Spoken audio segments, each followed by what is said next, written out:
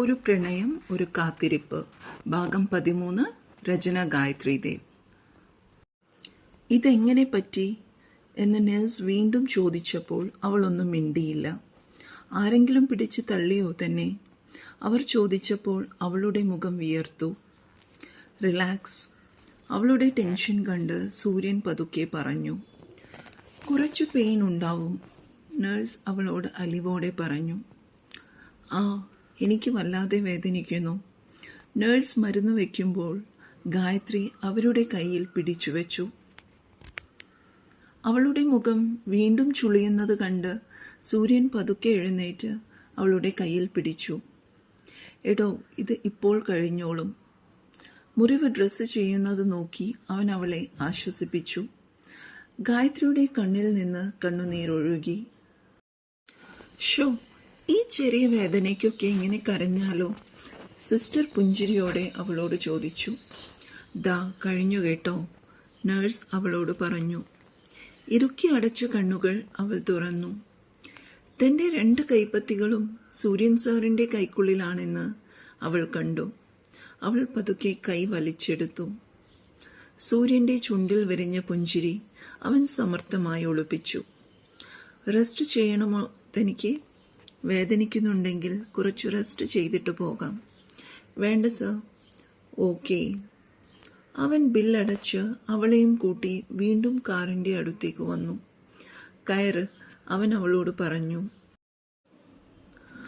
അവൾ പതുക്കെ കാറിലേക്ക് കയറി. അവൻ്റെ മുഖത്തെ ഗൗരവം കണ്ട് അവൾ വീണ്ടും മുഖം കുനിച്ചിരുന്നു. സർ, തന്നോട് എന്തെങ്കിലും ചോദിക്കുമോ എന്ന് ഗായത്രി ആകുലപ്പെട്ടു. സൂര്യൻ ഒന്നും മിണ്ടാതെ വീണ്ടും കാർ എടുത്തു. അവൻ്റെ കാർ അവിടുത്തെ പ്രശസ്തമായ ഒരു വെജിറ്റേറിയൻ റെസ്റ്റോറൻറ്റിൻ്റെ മുമ്പിൽ ചെന്നു നിന്നു. നമുക്ക് ബ്രേക്ക്ഫാസ്റ്റ് കഴിച്ചിട്ട് പോകാം, താൻ വാ. സർ, എനിക്ക് വേണ്ടിയിരുന്നില്ല, ഞാൻ കഴിച്ചതായിരുന്നു. സൂര്യൻ രൂക്ഷമായി അവളെ നോക്കി. എടോ, തനിക്ക് ഹോസ്പിറ്റലിൽ നിന്ന് ടാബ്ലറ്റ് തന്നിട്ടുണ്ട്. അത് കഴിക്കണമെങ്കിൽ താൻ ആദ്യം എന്തെങ്കിലും ഫുഡ് കഴിക്കണം. ഇതും പറഞ്ഞ് സൂര്യൻ റെസ്റ്റോറൻറ്റിൻ്റെ ഉള്ളിലേക്ക് നടന്നു. വേറെ വഴിയില്ലാതെ അവളും അവനെ അനുഗമിച്ചു. റെസ്റ്റോറൻറ്റിൻ്റെ ഉള്ളിലെ VIP ഡൈനിങ് റൂമിലേക്ക് അവൻ കടന്നു ചെന്നു. അവളോട് ഇരിക്കാൻ പറഞ്ഞപ്പോൾ അവൾ വേവലാതിയോടെ അവനെ നോക്കി. അവൻ്റെ മുഖം ഇപ്പോഴും ഗൗരവത്തിലാണ്. ഇരിക്ക് ഗായത്രി. അവൾ പതുക്കെയിരുന്നു. അവൾക്ക് അഭിമുഖമായി അവനും ഇരുന്നു. തനിക്ക് എന്താണ് കഴിക്കാൻ വേണ്ടത്? അവളൊന്നും പറയാതെ അവൻ്റെ മുഖത്തേക്ക് നോക്കി. എന്തേലും മതി. അവൻ വീണ്ടും ചോദ്യഭാവത്തിൽ നോക്കുന്നത് കണ്ട് അവൾ പറഞ്ഞു. വെയിറ്റർ വന്നപ്പോൾ അവൻ 2 നെയ് റോസ്റ്റും കോഫിയും വടയും ഓർഡർ ചെയ്തു. വീണ്ടും സൂര്യൻ്റെ മുഖം ഗൗരവത്തിലായി. ഫുഡ് വരുന്നത് വരെ അവനൊന്നും മിണ്ടിയില്ല. ഇതിനിടയിൽ അവന് ഫോൺ കോളുകൾ വരികയും അവൻ ഫോണിലൂടെ സംസാരിക്കുകയും ചെയ്യുന്നുണ്ടായിരുന്നു. ഗായത്രി വല്ലായ്മയോടെ ഇരിക്കുന്നു. സാറിൻ്റെ അടുത്ത് നിന്ന് താൻ എപ്പോഴും ഹെൽപ്പ് എടുക്കുന്നത് പോലെ. ഫുഡ് വന്നതും അവൻ അവളോട് കണ്ണുകൾ കൊണ്ട് കഴിച്ചോളാൻ പറഞ്ഞു. അവൾ പതുക്കെ കഴിക്കാൻ തുടങ്ങി. കൂടെ കോഫിയും വടയും ഉണ്ടായിരുന്നു. ഇടയ്ക്കെല്ലാം സൂര്യൻ്റെ നോട്ടം തൻ്റെ മുഖത്ത് വീഴുന്നത് കണ്ട് അവൾ മുഖം താഴ്ത്തി. കഴിച്ച് അവർ റെസ്റ്റോറൻറ്റിൻ്റെ മുൻവശത്തേക്ക് വന്നു. സൂര്യൻ ഒരു വാട്ടർ ബോട്ടിലും വാങ്ങി. 2 പേരും കാറിൽ വന്നു കയറി. ഹോസ്പിറ്റലിൽ നിന്ന് കിട്ടിയ ടാബ്ലറ്റുകളുടെ ചെറിയ കവർ തുറന്ന് 2 ടാബ്ലറ്റുകൾ അവൻ ഫോയിൽ നിന്ന് പൊട്ടിച്ചെടുത്ത് അവൾക്ക് നേരെ നീട്ടി. കൂടെ വാട്ടർ ബോട്ടിലും തുറന്നു കൊടുത്തു. അവളുടെ കണ്ണിൽ നീർ നിറഞ്ഞു. അവൻ അത് ശ്രദ്ധിക്കാതെ മുന്നോട്ട് നോക്കിയിരിക്കുകയായിരുന്നു. ഗായത്രി വേഗം ടാബ്ലറ്റ് വായിലിട്ട് വെള്ളമൊഴിച്ചു വിഴുങ്ങി. പോകാം, സൂര്യൻ അവളോട് ചോദിച്ചു. അവൾ പതുക്കെ തലയാട്ടി. തിരക്കുകൾ ഒഴിഞ്ഞ ഒരു റോഡിലെത്തിയപ്പോൾ സൂര്യൻ വണ്ടി ഒതുക്കി നിർത്തി. ഗായത്രി അവനെ ഒന്ന് നോക്കി മുഖം കുനിച്ചു. സൂര്യൻ അവളുടെ നേർക്ക് തിരിഞ്ഞിരുന്നു. ഗായത്രി, ഇവിടെ നോക്ക്, എൻ്റെ മുഖത്തേക്ക്. അവൻ്റെ ഗൗരവത്തോടെയുള്ള വിളി കേട്ട് അവൾ പേടിയോടെ മുഖമുയർത്തി. ഇനി പറ, എന്താണ് തനിക്ക് സംഭവിച്ചത്? സർ, അവൾ വീണ്ടും അവൻ്റെ മുഖത്തേക്ക് നോക്കി. താൻ ഇത് പറയാതെ അവൻ തന്നെ വിടില്ലെന്ന് അവൾക്ക് തോന്നി.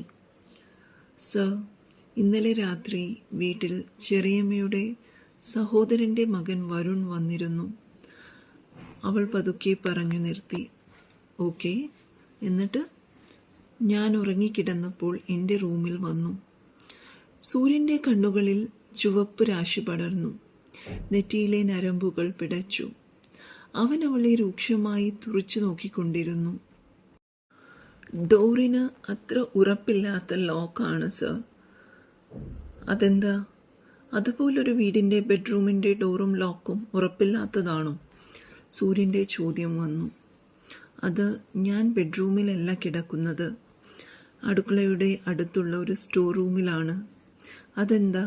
അവൻ വീണ്ടും ചോദിച്ചു. ചെറിയമ്മ എനിക്ക് വേറെ റൂമൊന്നും തരില്ല സർ. അവൻ്റെ മുഖത്ത് സമ്മിശ്രഭാവങ്ങൾ നിറഞ്ഞു. ഹൃദയത്തിൽ എവിടെയോ കൊളുത്തിപ്പിടിക്കുന്ന പോലെ. ഞാൻ അവിടെ ഒരു വേലക്കാരിയെ പോലെയാണു സർ. ചെറിയമ്മ പറയുന്ന ജോലികളൊക്കെ ചെയ്യണം. കോളേജിൽ വരുന്നതിന് മുൻപ് വീട്ടിലെ മുഴുവൻ ജോലികളും ചെയ്തിട്ടാണ് ഞാൻ വരുന്നത്. ഇന്നലെ രാത്രി പാത്രമൊക്കെ കഴുകി ഞാൻ കിടക്കാൻ പോകുമ്പോൾ അയാൾ വീട്ടിലുണ്ടായിരുന്നു. ഇടയ്ക്കിടയ്ക്ക് അയാൾ ഇപ്പോൾ വീട്ടിൽ വരാറുണ്ട്. അയാളുടെ നോട്ടവും എന്നോടുള്ള പെരുമാറ്റവുമൊക്കെ ചീത്തയായിട്ടാണ് സർ. പറയുന്നതിനൊപ്പം അവളുടെ കണ്ണുകൾ നിറഞ്ഞൊഴുകുന്നുണ്ടായിരുന്നു. വിങ്ങിക്കരഞ്ഞുകൊണ്ട് അവൾ ശ്വാസം ആഞ്ഞു വലിച്ചു. സൂര്യൻ അവളുടെ മുഖത്തേക്ക് ഉറ്റുനോക്കിയിരുന്നു. അവളെല്ലാം പറയട്ടെ എന്ന് അവൻ തീരുമാനിച്ചു. ഞാൻ അസൈൻമെന്റ്സ് ഒക്കെ എഴുതി രാത്രി വൈകിയാണ് കിടന്നത്.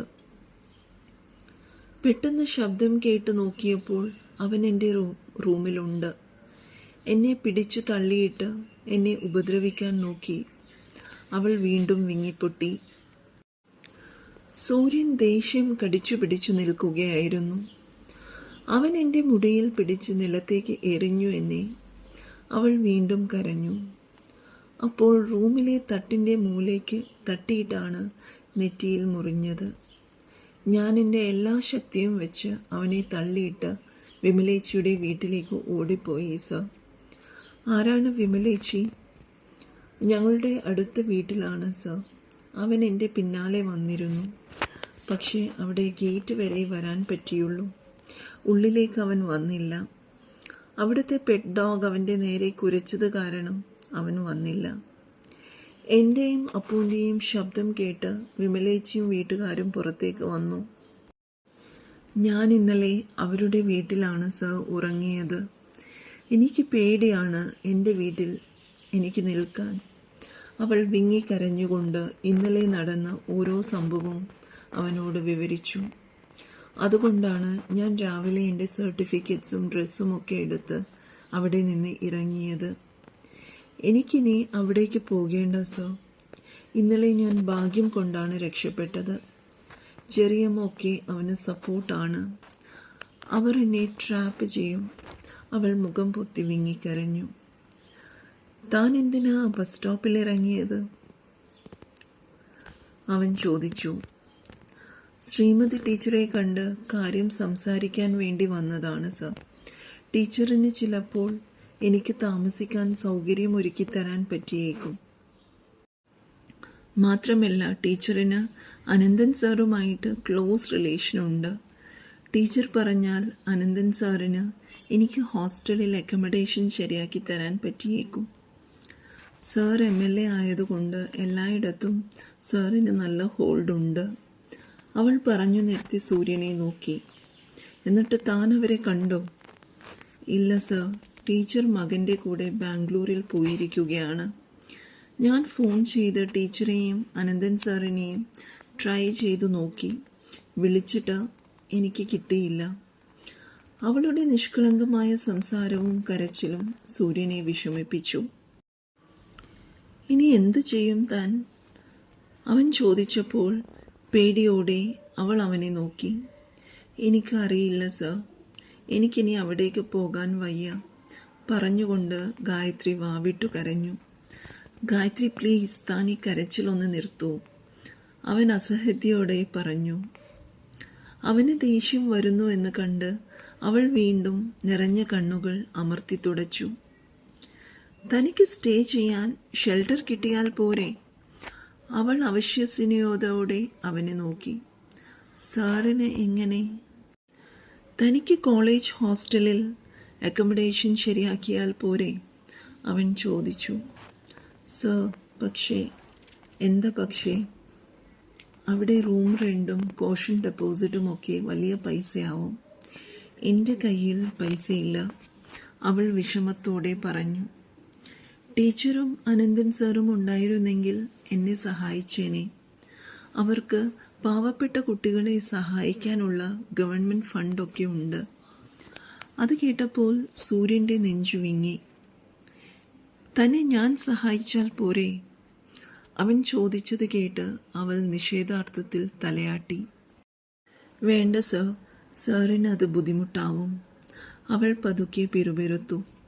ഓക്കെ, അങ്ങനെയാണെങ്കിൽ തൻ്റെ എഡ്യൂക്കേഷൻ റിലേറ്റഡ് ആയ എല്ലാ കാര്യങ്ങളും സ്പോൺസർ ചെയ്യാൻ ഒരാളെ കിട്ടിയാൽ മതിയോ? സ്പോൺസർഷിപ്പ് എന്ന് പറഞ്ഞാൽ, എടോ, നമ്മുടെ സൊസൈറ്റിയിൽ ചാരിറ്റി ചെയ്യുന്ന ഒരുപാട് പേരുണ്ട്. കുട്ടികളുടെ എഡ്യൂക്കേഷൻ സപ്പോർട്ട് ചെയ്യുന്ന പ്രൈവറ്റ് കമ്പനികൾ, ഇൻഡിവിജ്വൽസ്, അങ്ങനെ ഒരുപാട് പേരുണ്ട്. അവൾ വിശ്വാസം വരാതെ അവനെ നോക്കി. തനിക്ക് ഞാൻ ഹെൽപ്പ് ചെയ്യുന്നതല്ലേ പ്രശ്നം? തൻ്റെ അഭിമാനം അതൊന്നും സമ്മതിക്കില്ലല്ലോ. സൂര്യൻ ഒരു ചെറുചിരിയോടെ അവളെ നോക്കി.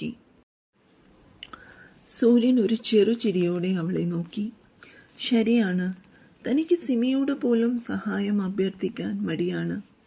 അവൾ പൈസ കൊണ്ട് സഹായിക്കുമ്പോഴൊക്കെ താനത് കുറച്ചു കഴിഞ്ഞിട്ടാണെങ്കിലും തിരിച്ചു കൊടുത്തിട്ടുണ്ട്. എടോ, താൻ എന്ത് ആലോചിച്ചു കൊണ്ടിരിക്കുകയാണ്? സൂര്യൻ അവളുടെ മുഖത്തിനു നേരെ വിരൽ ഞൊടിച്ചു. എനിക്ക് ചാരിറ്റി ചെയ്യുന്ന ഒരു ഗ്രൂപ്പ് ഓഫ് കമ്പനീസിനെ അറിയാം. എനിക്ക് പേഴ്സണലി കോണ്ടാക്ട് ഉണ്ട്. തൻ്റെ ആപ്ലിക്കേഷൻ ജെന്യുവൻ ആണ് എന്ന് കണ്ടാൽ അവർ തൻ്റെ എഡ്യൂക്കേഷൻ കംപ്ലീറ്റ് ചെയ്യാനുള്ള എല്ലാ ഫിനാൻഷ്യൽ സപ്പോർട്ടും തരും. അവൾ കണ്ണീരോടെ ഇത് ശരിയാണോ എന്ന അർത്ഥത്തിൽ അവനെ നോക്കി.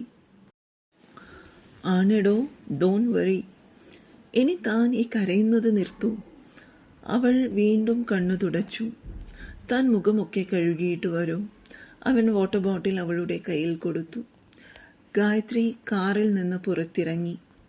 എടോ, താൻ നെറ്റിയിലെ മുറിവ് നനയ്ക്കേണ്ട, അവൻ കരുതലോടെ പറഞ്ഞു. അവൾ തലയാട്ടി. അവൾ കാറിലേക്ക് കയറിയപ്പോൾ മുഖം തുടക്കാനായി അവൻ ടിഷ്യൂ എടുത്തു കൊടുത്തു. താങ്ക് യു, അവൾ പതുക്കെ പറഞ്ഞു. അവളുടെ മുഖത്തേക്ക് അവൻ വീണ്ടും ഒന്ന് നോക്കി. കണ്ണുകളൊക്കെ വീങ്ങിയിരിക്കുന്നു. ചുണ്ടുകൾ ഒരു ചെറിപ്പഴം പോലെ കൂടുതൽ ചുവന്നിരിക്കുന്നു. കണ്ണുകളൊരു സാഗരമാണെന്ന് അവന് തോന്നി. അവൻ തൻ്റെ നോട്ടം മാറ്റി. സർ, എന്താടോ? സർ എന്നെ ഹെൽപ്പ് ചെയ്യുന്നത് ആരെങ്കിലും അറിഞ്ഞാൽ തെറ്റിദ്ധരിക്കില്ലേ? കലർപ്പില്ലാത്ത അവളുടെ സംശയങ്ങൾ കേട്ട് അവന് ചിരി വന്നു. എന്ത് സംശയം? കുസൃതിയോടെ അവൻ അവളെ നോക്കി. അല്ല, അത് അവൾ വിക്കി. അങ്ങനെ സംശയിച്ചാലും എനിക്ക് പ്രശ്നമൊന്നുമില്ല. തനിക്കെന്തെങ്കിലും കുഴപ്പമുണ്ടോ? അവൻ്റെ ചോദ്യം അവൾക്ക് മനസ്സിലായില്ല. കണ്ണുമിഴിച്ച് തന്നെ നോക്കുന്നവളെ കണ്ട് അവന് അവളെ ഇറുക്കി കെട്ടിപ്പിടിക്കാൻ തോന്നി. അവൻ നോട്ടം മാറ്റി തലകുടഞ്ഞു. എടോ, താൻ ഒന്നുകൊണ്ടും പേടിക്കേണ്ട. ആരും തന്നെ മോശം പറയില്ല. കോളേജിൽ ചെന്ന് നമ്മൾ ആദ്യം ശ്രീജ മിസ്സിനെ കാണുന്നു. മാം ഡിപ്പാർട്ട്മെന്റിലെ സ്റ്റുഡന്റ് കൗൺസിലർമാരിൽ ഒരാൾ കൂടിയാണല്ലോ. തൻ്റെ പ്രശ്നങ്ങൾ താൻ പറയും. മാഡത്തിൻ്റെ കെയർ ഓഫ് വഴിയാണ് തനിക്ക് ഹോസ്റ്റലിൽ അക്കോമഡേഷൻ കിട്ടുന്നത് എന്ന് വന്നാൽ പോരെ? സൂര്യൻ ചോദിച്ചു. മതി എന്ന പോലെ അവൾ തലയാട്ടി. അവൾ നന്ദിയോടെ അവനെ നോക്കി. ഞാൻ ഈ ഹെൽപ്പ് ചെയ്യുന്നതിന് താൻ എനിക്ക് എന്താ പകരം തരുക? സൂര്യൻ്റെ പെട്ടെന്നുള്ള ചോദ്യത്തിൽ അവൾ മനസ്സിലാവാതെ അവനെ പകച്ചു നോക്കി. സർ. അവൾ പതുക്കെ അവനെ വിളിച്ചു. യെസ്, താൻ എന്തു തരും എനിക്ക്? തുടരും. കഥ ഇഷ്ടമായെങ്കിൽ സബ്സ്ക്രൈബും ലൈക്കും കമൻറ്റും തരണേ പ്ലീസ്. Love you all.